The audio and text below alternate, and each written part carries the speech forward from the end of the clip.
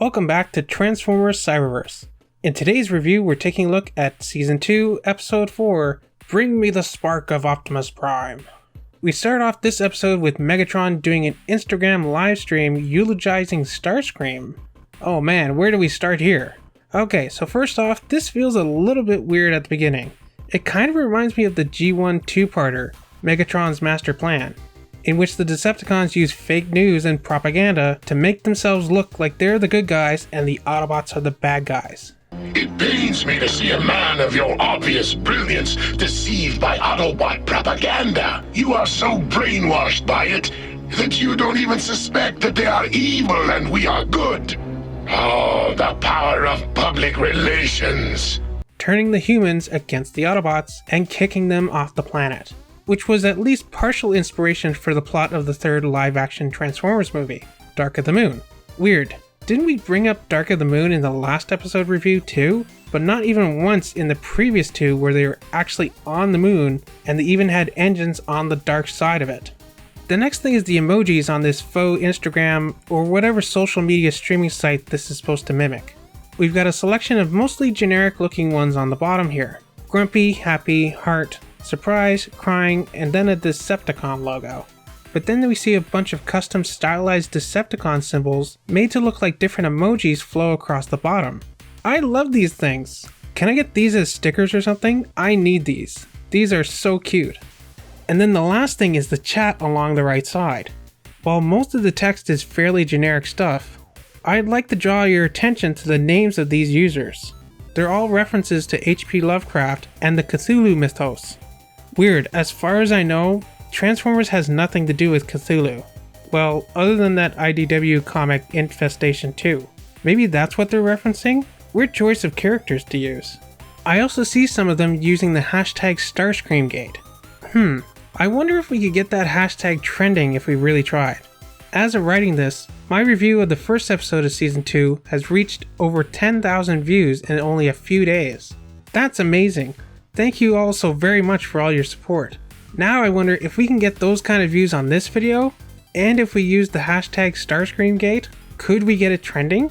If you can, when you post the comments in the video, please remember to include the hashtag. And if you are kind enough to share this video on Twitter or Facebook or wherever, please include the hashtag there as well. Even if it's already in the title of the video, which I will probably put it there too. I'm genuinely interested to see if we can get that trending to confuse a lot of people who don't watch Cyberverse. Anyways, back to this episode, where we have one last thing to note about this scene is that it's our first look at some of the new Decepticon characters in the show. Bludgeon, who we haven't seen anything of until now, as well as Lockdown and that mysterious female Lugnut we saw in the first trailer, who we now know is actually named Clobber, not Lugnut. Why didn't they call her Lugnut? Who knows? Maybe Hasbro lost the trademark? Or maybe Lugnut isn't a very good name for a female bot. Well, back on board the Nemesis, Megatron has a simple order for his Decepticons. Bring me the head of Optimus Prime! Wait, isn't the episode's title Bring Me the Spark of Optimus Prime? Yep, that's what it says here. Oh, and it's written by May Cat. Yay! I got to meet her at TFCon LA. Okay, then I better remember not to be too harsh on this episode then. But yeah, I guess someone didn't update the episode title? The Decepticons all give out a big yar. Why does this feel like they're pirates all of a sudden? And then Megatron calls over Slipstream and does that menacing thing you see bad guys do in movies where they whisper in your ear. As we know from a couple episodes ago, Slipstream was appointed leader of the Seekers after Megatron demoted and then later killed Starscream, who, by the way, I'm surprised hasn't come back yet. Maybe they're saving that for a mid-season plotline. But yeah, Megatron doesn't seem to have any ill intention towards Slipstream. I think it's more so that he just doesn't want her to become another Starscream. We then get this interesting scene of Megatron looking at a picture of Starscream with sad music before Megatron looks away and turns it off. Weird. I know it's always been joked about in the past, especially with G1 Megatron and Starscream, but did Cyberverse Megatron and Starscream have a deeper relationship aside from being comrades? By the way, I tried translating the text on the top and the bottom of the screen here to try and gain some insight into this scene, but unfortunately it just seems to be random letters. And it's also backwards. But it makes me think not everything that Megatron said in that Starscream video was a lie. And maybe the reason that Megatron didn't speak in that previous episode where he killed, or at least thought to kill, Starscream wasn't so much that he was being cold, but maybe it was more so that he didn't have any words to say. Like he was so hurt from Starscream's betrayal that he was literally speechless. Maybe he was even conflicted that he had to kill his friend in order to serve his greater goal. But anyways, back to the episode, where we cut to Shockwave and Soundwave having a little bit of a rivalry with each other. Both eager to be Megatron's right-hand bot, they enlist the help of Lockdown and Clobber respectively, who in this series seem to be characterized as grunts rather than the badass Decepticons they are in animated. Or ex-Autobot, not quite full Decepticon, more so independent bounty hunter, as is in the case of Lockdown. In fact, they kind of remind me of Bulk and Skull from Power Rangers to a degree. I'm gonna destroy Optimus Prime, and good news, you two are the bait. By the way, Shockwave hands Lockdown this thing again. What is this thing? Is this going to become a running gag of them having it in episodes and not explaining or naming what it is?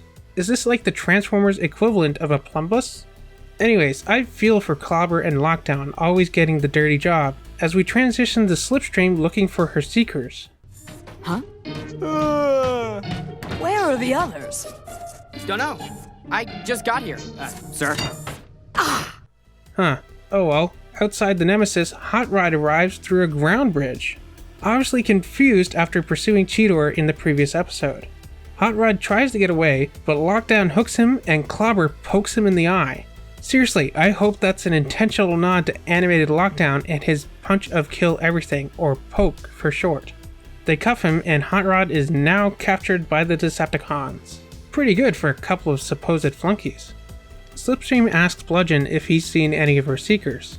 He swings his sword around and doesn't say anything. Kind of mirroring what we saw in Bumblebee in the previous episode. While Bludgeon looks cool, he feels more like an empty shell without any lines. Get it? Empty shell? Because he's a pretender? Pretender shell?